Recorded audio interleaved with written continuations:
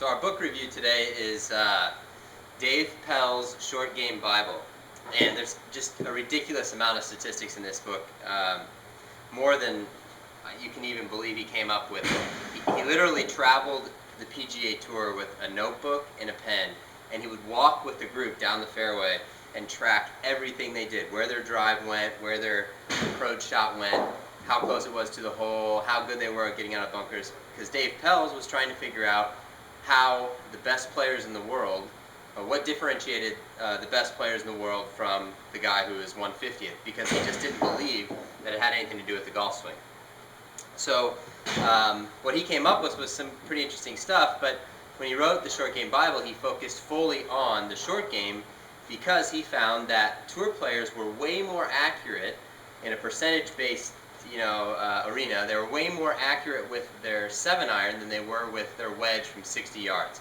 So for instance, a tour player might hit his 7-iron 35 feet from the hole on average, from 175 yards. And then from 50 yards, he might be 20 feet from the hole on average.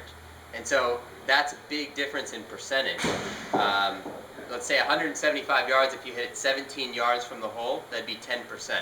If you were 50 yards, to be 10%, you need to be 5 yards from the hole, which is 15 feet. But the tour players were ending up like 7% with their 7-iron and 12% with their wedges.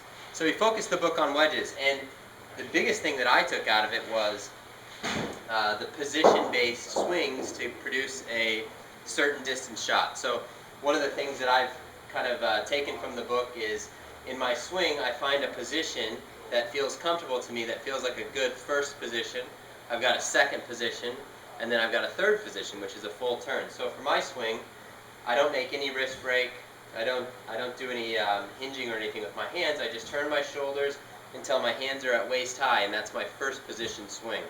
And then my second position swing goes back to here, and third position is a full shoulder turn. So if you have 3 positions and you have 3 wedges, which I do, I have a 60 degree, a 56, and a 52. If I have 3 positions and 3 wedges, I now have 9 yardages that I can hit, and for me it's from 39 yards to 115. So my first position lob wedge carries 39 yards in the air. My first position sand wedge carries about 47. So I hit some shots here before I started filming.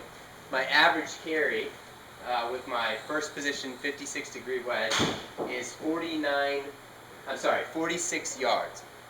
47 is the number that I count on it for, so that's pretty close. And as you can see, hopefully you can get a pretty clear picture of this, I've hit 42 shots and I'm not very far from the line. But the really nice thing is that I'm really accurate with how far I'm carrying it, how far it's going.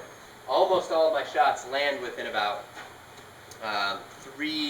2 to 3 yards of the exact distance that I want to carry them. So when I'm on the course and I'm 49 yards out, I know I'm going to fly at 47 if I make a first position sand wedge, and that's pretty close to what I would do if I wanted to go 49. It's actually if I'm going to go 50, I'll fly at 47 because I know it's going to hop a bit forward. But anyway, that's basically what the book's about, or some of the things the book's about. It's a huge book, and it's a great book to just have lying around and check out. I would definitely suggest getting it. You can get it for almost nothing on Amazon. So check it out. I'll have a link on my website where you can take a look at it.